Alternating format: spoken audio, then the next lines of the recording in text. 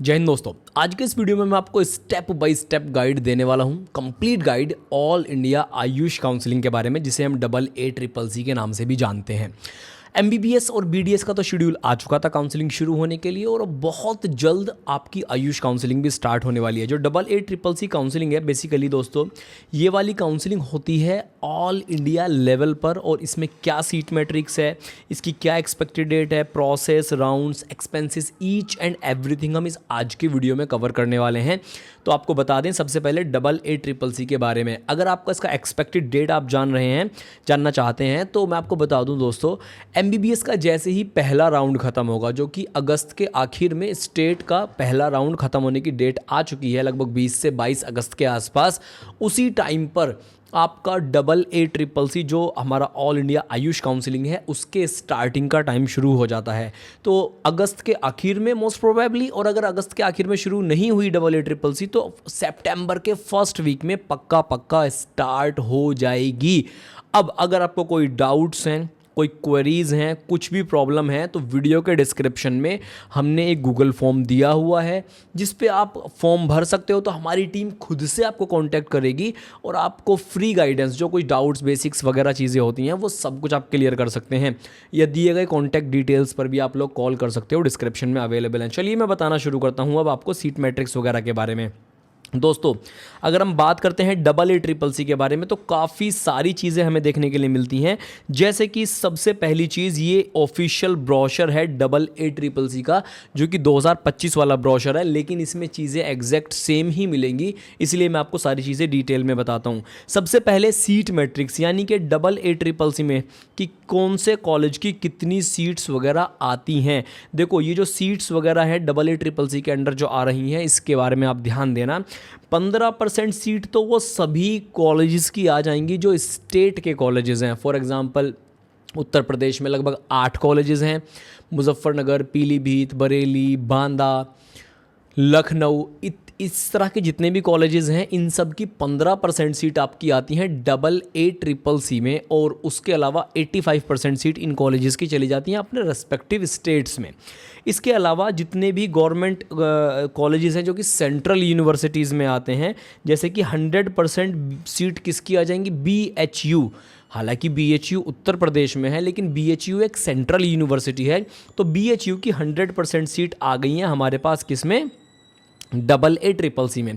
ऐसे ही 100% सीट किसकी आ गई, ITRA जामनगर, जो कि गुजरात में लोकेटेड है, वो भी क्या है, हमारा एक सेंट्रल यूनिवर्सिटी में काउंट होगा। यहाँ पर है एक्सेप्ट नॉमिनेटेड सीट्स। अब यहाँ पर ना ये एक, मुझे लगता है, लूप होल बना रखा है गवर्नमेंट ने या काउंसलिंग अथॉरिटीज़ ने। ये वो नॉमिनेटेड सीट्स हैं जो गवर्नमेंट किसी को नॉमिनेट कर सकती है। अब वो चाहे उसने नीट दिया हो, ना दिया हो, या NRI कोई कैटेगरी का बंदा हो, अगर गवर्नमेंट ऑफ इंडिया नॉमिनेट कर रही है उस सीट को, तो वो उसको चली गई सीट। मतलब अपने लिए, अपने बच्चों के लिए सिस्टम सेट है। 100% BMS सीट किसकी आएंगी, NIA जयपुर की आएंगी। 100% BMS सीट किसकी आएंगी, NIA पंचकुला की। 100% होम्योपैथी सीट्स किसकी हैं, NIH national institute of homoeopathy West Bengal, इसकी भी एक्सेप्टेड कुछ नॉमिनेटेड सीट होती हैं। 100% जो है किसकी सीट, जितने भी डीम्ड यूनिवर्सिटी होते हैं। अब ये डीम्ड यूनिवर्सिटीज़ दोस्तों, आपको लग रहा होगा सेमी गवर्नमेंट है ना, हाँ, सेमी गवर्नमेंट वाली कैटेगरी में तो मैंने रख सकते हो, लेकिन रखना मत। उसका रीज़न है, इनका फ़ीस स्ट्रक्चर 1 साल का 6 लाख पर ईयर से स्टार्ट होकर 10 लाख पर ईयर तक जाता है। और अगर आप DY पाटिल नवी मुंबई में जाओगे, NRI कैटेगरी अगर आप अप्लाई कर रहे हो, तो 20-25 लाख पर ईयर आपकी ट्यूशन फीस पड़ेगी। इतने में आप पूरा 25 लाख में MBBS कर लोगे विदेश से। तो ये देखो, 100% सिद्धा की सीट्स हैं NIS चेन्नई वाले कॉलेज की। 50% seat all India institute of Ayurveda Goa, और 50% किसकी है, जो कि अरुणाचल पासीघाट में एक कॉलेज है, फोक मेडिसिन के नाम से खुला था, इसकी 50% सीट है। 50% सीट यूनानी, जो कि अलीगढ़ वाला कॉलेज है, इसका हमने रिव्यू डाला हुआ है अपने चैनल पर, पूरा कैंपस टूर, आप वो जाकर चेकआउट कर सकते हो। उसमें डिटेल में बताया है यूनानी के बारे में कैसा होता है।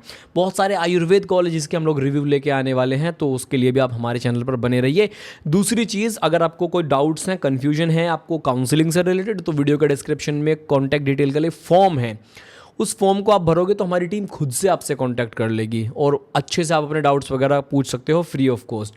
ऑल इंडिया कोटा की सीट सारी किसकी हैं? ITR जामनगर में ना आयुर्वेदिक फार्मेसी का भी एक कोर्स चलता है, उसकी सारी सीट भी इसी से भरी जाती हैं। चलिए, ये हो गया इसका हमारा सिस्टम जो भी है। अब देखो यहाँ पर क्या होता है दोस्तों, एक बहुत स्टेप बाय स्टेप गाइड हमने बताने जा रहे हैं आपको, जो आपके लिए जानना ज़रूरी भी है। जैसे कि यहाँ से शुरू हुआ हमारा ये सारा प्रोसेस, राउंड 1, राउंड 2 और उसके बाद राउंड 3, उसके बाद आगे कोई राउंड होता है तो स्ट्रे वैकेंसी राउंड, और इसी तरीके से सारा का सारा प्रोसेस चलता है।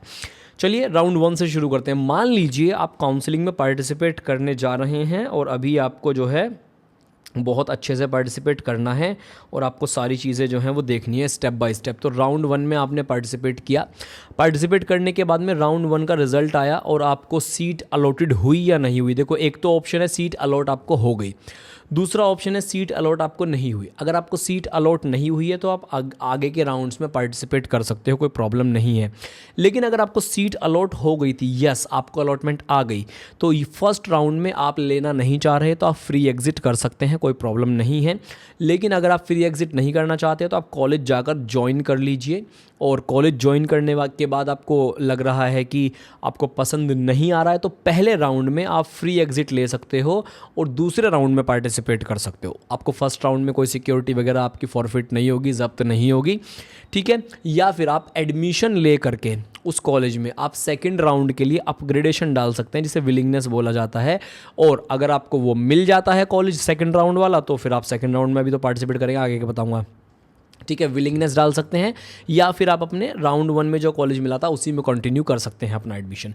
अब बात आती है आपका राउंड 2। या तो आपको फर्स्ट राउंड में कॉलेज मिल गया था तो आपने अपग्रेडेशन डाला था राउंड 2 में, या आपने कॉलेज नहीं मिला था, फ्रेश चॉइस फिलिंग आपने की हुई थी राउंड 2 की। अब आ गया राउंड 2 का रिजल्ट। अब जैसे ही रिजल्ट आया, या तो आप इस कॉलेज को जो आपको मिला हुआ था पहले वो अपग्रेड हो गया, या आपको जो है नया नया अलॉट हुआ है तो आप कॉलेज जाके ज्वाइन कर सकते हैं, या फिर आपको जो है वो अगर आप रिपोर्ट नहीं करते हैं काउंसलिंग की तो आपकी जो सिक्योरिटी अमाउंट थी 20,000 रुपये वो फॉरफिट हो जाएगी। आपको अगले राउंड में पार्टिसिपेट करने के लिए वो फिर से पे करनी पड़ेगी और तब जाके आप आगे पार्टिसिपेट कर पाओगे। इस तरीके से सेकेंड राउंड का चलता है।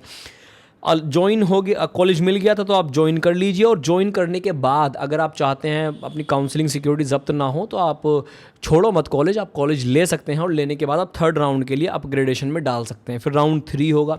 राउंड 3 में अगर आपका अलॉटमेंट आया है, अलॉटमेंट आपको मिल गई है, फ्रेश अलॉटमेंट, तो आपको लेना पड़ेगा कॉलेज। अगर आप कॉलेज छोड़ोगे तो सिक्योरिटी वगैरह गई, और आगे के सीट्स जो आगे के राउंड्स वगैरह हैं स्टेट काउंसलिंग वगैरह में, वो आपके एडमिशन वगैरह जो है पहले हो चुके थे। अगर किसी स्टेट में आपका सेकेंड राउंड, थर्ड राउंड, और आपको आपके AA-CCC के थर्ड राउंड में कॉलेज मिल गया तो स्टेट वाले सारे कैंसिल, और आप इसको छोड़ते हो ना तो स्टेट वाला भी कैंसिल और इसकी सिक्योरिटी वगैरह भी गई आपकी, फिर आपके लिए प्रॉब्लम हो जाएगी। फिर आप स्ट्रे वैकेंसी राउंड में पार्टिसिपेट नहीं कर पाएंगे। तो थर्ड राउंड में सख्ती बहुत ज़्यादा है, लेकिन तब भी कट ऑफ काफ़ी ज़्यादा गई थी लास्ट ईयर, ठीक है। कोई कॉलेज अलॉट अपग्रेड हुआ था तो आप अपग्रेड कॉलेज को आपको मस्ट ज्वाइन करना ही पड़ेगा। आपको थर्ड राउंड में कॉलेज मिल गया, करना ही पड़ेगा आपको। सो ये सारी चीज़ें हैं। फिर उसके बाद है आपका स्ट्रे वैकेंसी राउंड, इसमें भी इसी तरीके का प्रोसेस चलता है। अपग्रेडेशन तो आप कर नहीं सकते इसमें, आपको अगर आपको कॉलेज नहीं मिला था तो आपका फ्रेश रजिस्ट्रेशन वगैरह ही होगा, और आपको कॉलेज नहीं मिला था तो आप पार्टिसिपेट कर सकते हो, और अगर अब से पहले कॉलेज मिल गया था तो पार्टिसिपेट नहीं कर सकते। इसमें भी अगर आपको कॉलेज लेना है तो आप एंड तक पार्टिसिपेट कर सकते हैं, कोई प्रॉब्लम वाली बात नहीं है। लेकिन शर्त यह है कि आपको अब से पहले कहीं पर कोई कॉलेज ना मिला हुआ हो, तब आप इसमें पार्टिसिपेट कर सकते हैं। कॉलेज मिला हुआ होगा तब आप नहीं कर सकते। अगर आपको कोई कॉलेज मिल गया तो कोई फ्री एग्जिट इसमें नहीं है। अगर आप नहीं लेते हैं मिला हुआ कॉलेज तो आपके जो पहले के कोई कॉलेज मिले हुए हैं वो भी कैंसिल हो जाएंगे, और छोड़ेंगे तो आपका सिक्योरिटी भी जब्त हो जाएगा। हाँ, इसमें एक चीज़ है, आप अगले साल नीट एग्ज़ाम फिर से दे सकते हो, उसमें कोई रोक टोक नहीं है, कोई प्रॉब्लम आपको नहीं आएगी। MBBS BDS में क्या है कि अगर आपने कोई कॉलेज लिया और फिर छोड़ दिया तो आप अगले साल की काउंसलिंग से डिबार कर दिए जाएंगे, तो वो वाला प्रॉब्लम आपको यहाँ पर नहीं देखने के लिए मिलेगा।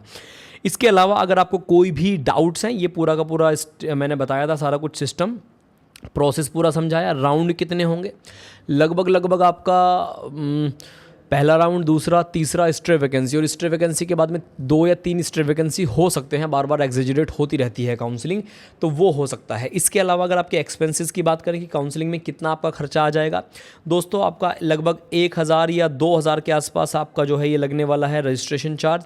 देखते हैं इस बार कितना आता है, इससे पहले 1000 आता था। ये रजिस्ट्रेशन चार्ज होगा गवर्नमेंट कॉलेजेस के लिए। अगर आपको डीम्ड कॉलेजेस के लिए पार्टिसिपेट करना है तो ये रजिस्ट्रेशन चार्ज आपका होगा 5000 रुपये, ठीक है। अगर आप गवर्नमेंट कॉलेज के लिए पार्टिसिपेट करना चाह रहे हैं तो आपकी सिक्योरिटी होगी 20,000। अगर आप डीम्ड कॉलेज के लिए पार्टिसिपेट करना चाहते हैं तो आपकी सिक्योरिटी होगी 50,000। तो ये काउंसलिंग का खर्चा है, रजिस्ट्रेशन चार्ज और सिक्योरिटी चार्ज, जो अभी हम बात कर रहे थे कि सिक्योरिटी जब्त हो जाएगी, इस तरीके की चीज़ें। आई होप आपको seat matrix, process, rounds, expenses और एक्सपेक्टेड डेट के बारे में समझ में आ गया होगा। कोई भी डाउट्स हैं तो फ्री गाइडेंस के लिए इस वीडियो के डिस्क्रिप्शन में गूगल फॉर्म दिया हुआ है, वो भर दो, हमारी टीम आपसे खुद कॉन्टैक्ट कर लेगी। आज की वीडियो में इतना ही है। Bye bye everyone, take care.